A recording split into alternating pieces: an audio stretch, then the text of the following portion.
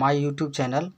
तो आज हम चैप्टर फर्स्ट के न्यूमेरिकल सॉल्व करने जा रहे हैं, जिसका पहला न्यूमेरिकल है यानी 1.1 का, वायु में एक दूसरे से 30 सेंटीमीटर दूरी पर रखे दो छोटे आवेशित गोलों पर क्रमशः 2 × 10⁻⁻7 कूलाम्ब तथा 3 × 10⁻⁻7 कूलाम्ब आवेश है, उनके बीच कितना बल है?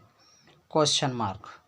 तो हमें ये निकालना है कि इन दोनों के बीच कितना बल लगेगा, और दोनों ही आवेश यानी जो गोले हैं, आवेशित गोले, वो कितनी दूरी पर हैं?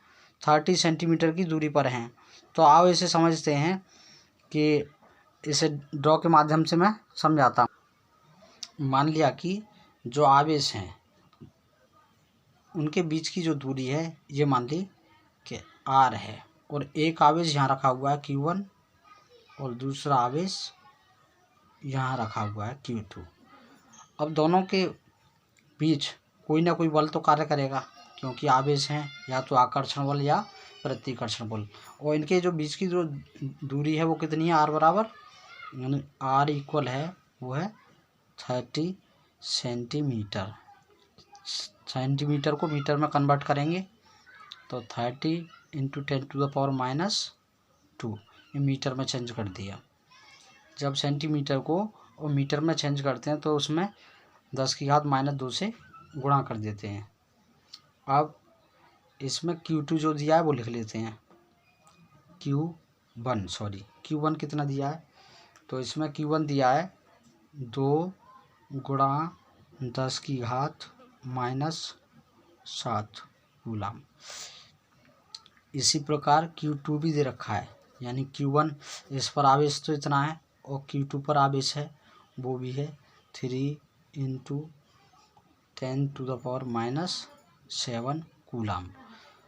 अब इसमें जो पूछा गया कि इन दोनों के बीच कितना बल कार्य करेगा, यानी F इक्वल क्वेश्चन मार्क, ये हमें फाइंड करना है। तो हमें मालूम है कूलाम के नियम से, कूलाम के नियमानुसार, कूलाम के नियमानुसार, यानी जो कूलाम का नियम है वो क्या होता है? F इक्वल 1/4πε0 Q1 Q2/r², ये होता है कूलाम का नियम। अब इसमें वैल्यू पुट कर लेते हैं। 1/4πε0 का, यानी इतने का जो वैल्यू है वो कितना होता है? 9 × 10⁻⁹। ये Q1, ये 1/4πε0 का वैल्यू लगा दिया इसमें। अब Q1 का वैल्यू लगाते हैं 2 × 10⁻⁻7। Q2 का लगाते हैं 3 × 10⁻⁷ अपॉन में R का वैल्यू पुट कर लेते हैं इसमें। R का वैल्यू है 30 × 10⁻² का स्क्वायर। अब इसे आगे सॉल्व करते हैं। 9 × 10⁻⁹, ये तो हमने ऐसे लिख लिया। इसकी इसमें मल्टीप्लाई कर लेते हैं तो 2 3 6 × 7 और 7 माइनस का 14 हो गया, ऐड हो गए, अपॉन में 30 का स्क्वायर करेंगे, इतना आ गया, 3 3 9 तो 0 इंटू 10⁻² का स्क्वायर करेंगे तो 10⁴ हो जाएगा। अब इससे कैंसिल करते हैं, 9 से 9 कैंसिल, यहाँ पर 100 रह गया। तो इसमें से इसे माइनस करते हैं, यानी 6 के लिए पहले लिखते हैं 6 × 14 में से 9 को माइनस किया तो माइनस का 5 बचा, अपॉन में यहाँ रह गया 100, और इसमें से 4 में से 2 0 वो माइनस करेंगे तो यहाँ पर 2 रह जाएंगे माइनस की। 6 × 5 में से 3 को माइनस करेंगे क्योंकि पावर ये इसको ऊपर ले जाएंगे, ये प्लस हो जाएंगी, तो माइनस में माइनस की ज़्यादा है, उसमें से प्लस की ये माइनस करेंगे तो ये आ जाएंगी 5 में से 2 गया 3, यानी एफ जो बल है वो इतने न्यूटन आ गया। तो पहले वाले का ये हमारा आंसर हो गया इस प्रकार। अब हम दूसरा क्वेश्चन समझते हैं। आइए इसका अब सेकंड क्वेश्चन समझते हैं। सेकंड क्वेश्चन है 0.4 माइक्रोकूलाम आवेश के किसी छोटे गोले पर किसी अन्य छोटे आवेशित गोले के कारण वायु में 0.2 न्यूटन बल लगता है।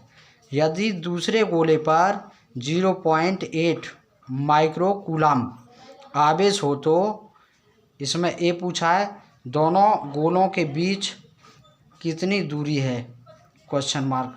और दूसरा बताना है दूसरे गोले पर पहले गोले के कारण कितना बल लगता है, क्वेश्चन मार्क।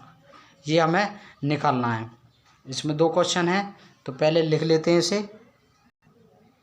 मान लेते हैं एक जो गोला है वो यहाँ रखा हुआ है, इस पर Q1 आवेश है। दूसरा गोला यहाँ पर है जिस पर Q2 आवेश है, और इनके जो बीच की दूरी है ये हमें मालूम नहीं है, इसको हमने R मान लिया। इन दोनों के बीच की जो दूरी है उसको R मान लिया। तो इसमें दिया हमारा Q1, यानी पहले का जो आवेश है वो है 0.4 माइक्रोकूलाम। इसको कूलाम में चेंज कर लेते हैं, तो 0.4 × 10⁻⁻6 कूलाम, यानी माइक्रोन में कितना होता है 10⁻⁻6। अब Q2 दिया है 0.8 माइक्रोकूलाम। इसको भी कन्वर्ट कर लेते हैं, 8 × 10⁻⁻6 कूलाम, ये आ गया। और इसमें इन दोनों के बीच बल जो लगता है वो भी दिया है, यानी F बराबर दिया है 0.2 न्यूटन। तो इसमें सबसे पहले हमें जो निकालना है A, दोनों गोलों के बीच की दूरी, यानी ये वाला गोला एक यहाँ है एक यहाँ है, इन दोनों के बीच की जो दूरी है वो कितनी होगी। तो कूलाम के नियमानुसार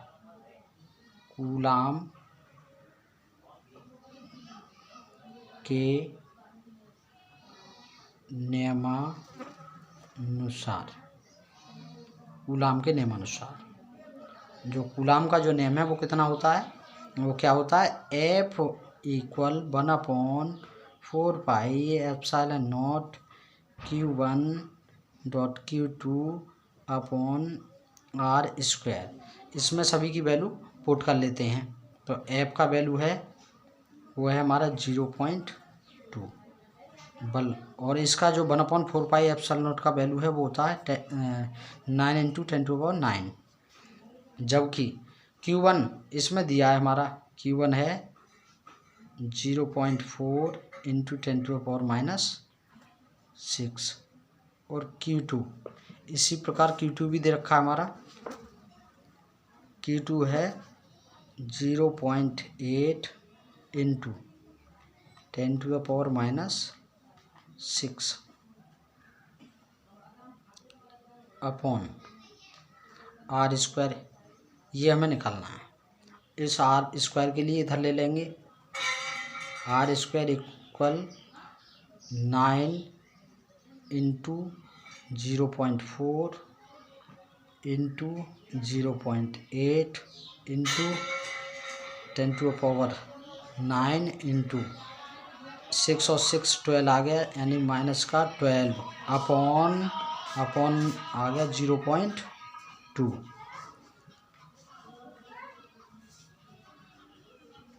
पॉइंट से पॉइंट कैंसिल, इस पॉइंट को हटाएंगे, एक 0 इधर और बढ़ा लेंगे, इसे कैंसिल कर लें। 2 4 जा 8। अब आ गया यहाँ 9, 4 4 जा 16 इंटू,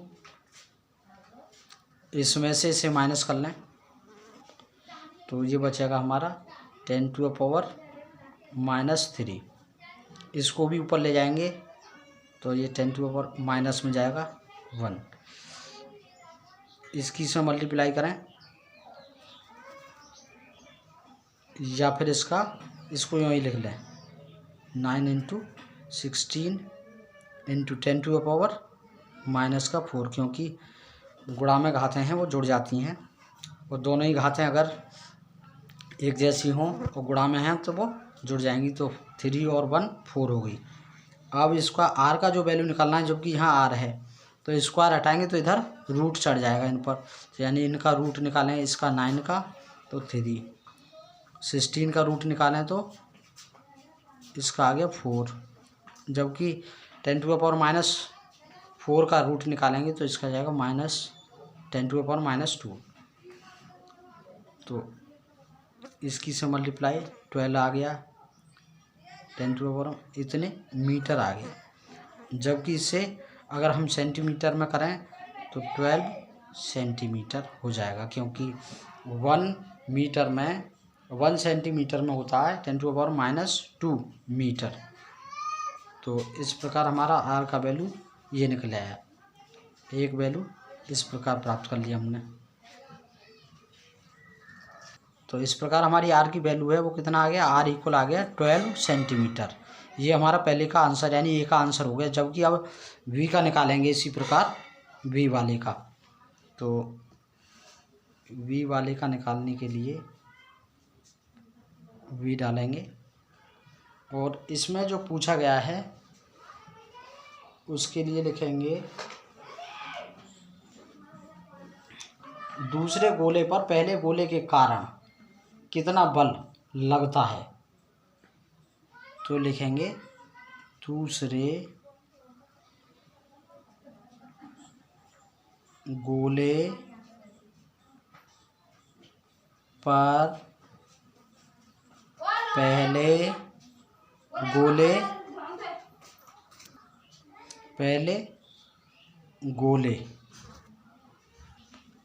के कारण जो बल है, बल F 0.2 न्यूटन जो था वही कार्य करेगा। तो अब इस एक्सरसाइज का थर्ड क्वेश्चन सॉल्व करते हैं। और 1.3 क्वेश्चन है, जांच द्वारा सुनिश्चित कीजिए कि Ke/2/G/MP विमाहीन है। भौतिक नियतांकों की सारणी देखकर इस अनुपात का मान ज्ञात कीजिए। यह अनुपात क्या बताता है? तो हमें इसमें सबसे पहले तो ये प्रूव करना है कि यह एक विमाहीन राशि है, और दूसरा ये बताना है सारणी में इसके सभी को मान लगा करके कि यह अनुपात है वो क्या बता रहा है, क्या दर्शा रहा है। तो इसको अब सॉल्व कर लेते हैं हम।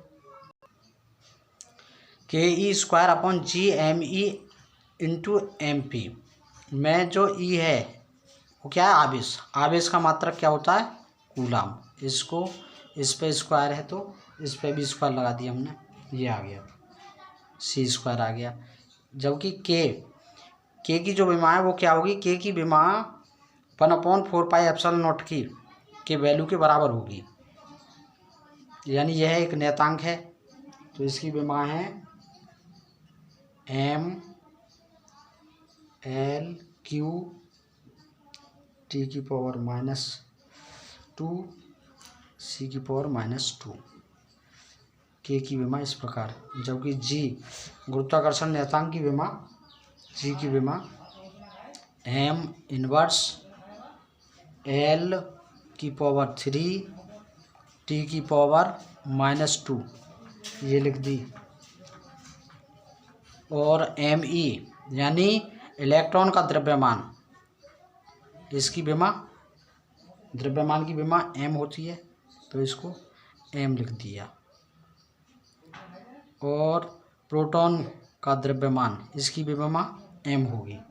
तो इस प्रकार F इक्वल फॉर्मूला होता है हमारा F equal G M E M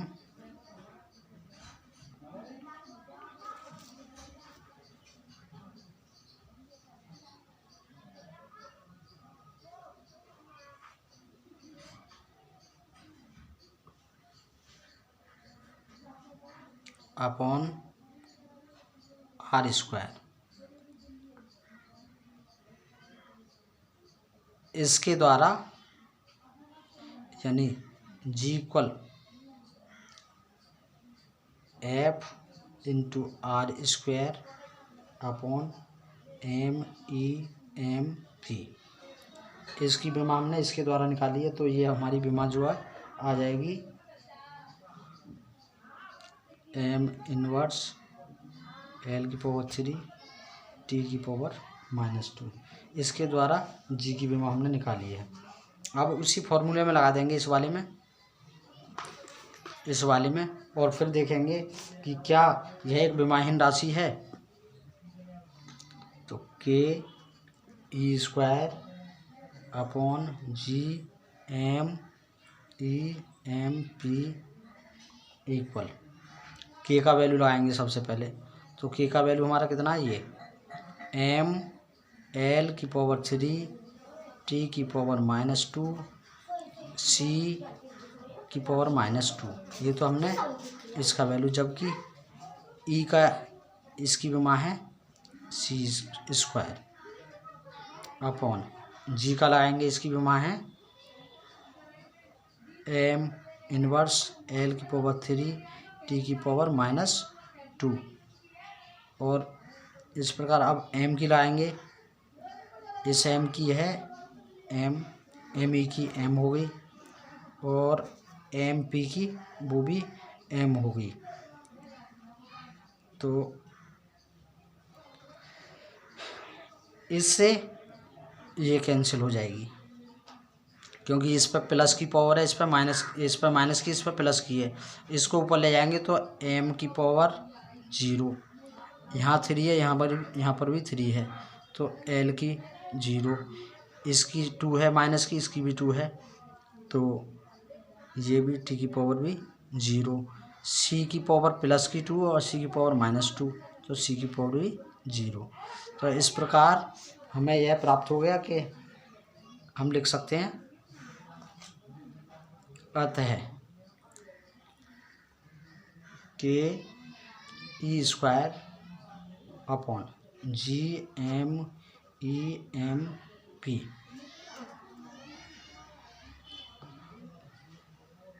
एक विमाहीन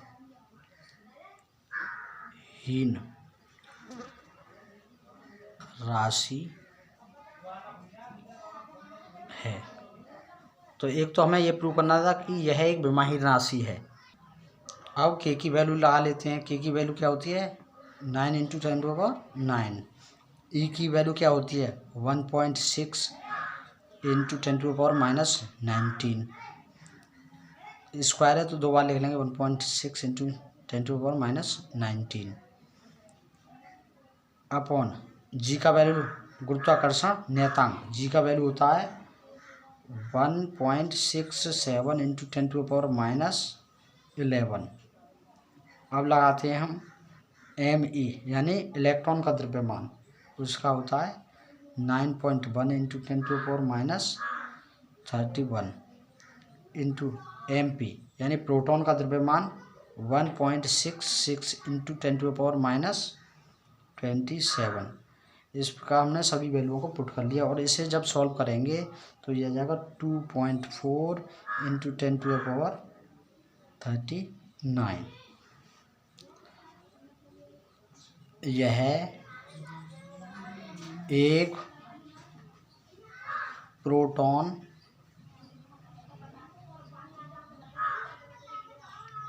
प्रोटॉन, है एक प्रोटॉन तथा एक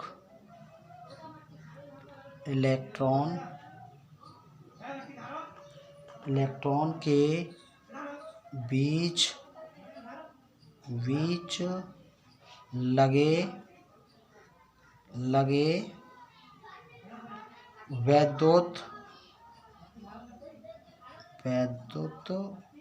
बल तथा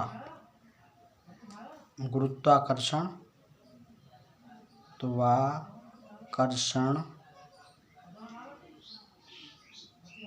बल का अनुपात है। तो इसमें हमें ये पूछा था कि यह किसके बीच अनुपात है, तो हमने ये भी फाइंड कर लिया।